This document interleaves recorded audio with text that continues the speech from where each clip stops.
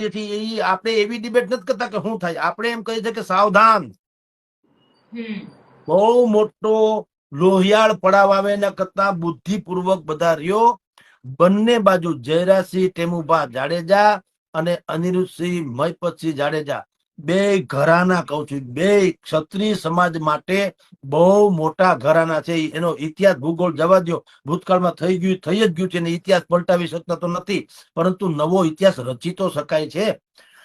જે બંને પરિવાર થોડે ઘણે અંશે રચી રહ્યા છે, દાન ધર્મ ઇત્યાદિ કરીને, કોકને મદદ વગેરે કરીને, એની સ્ટાઇલ થી કરે એટલે આપણને લાગે કે હજી દબંગાઈ છે. દબંગાઈ જ હોય, આમાં સુવાળા લોકોએ તો હુડ કાઢ્યો.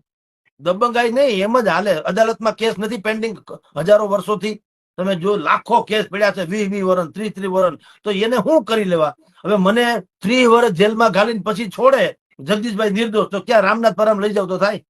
નિર્દોષ એટલે મહાણે લઈ જાવ તો પછી શું કામનું?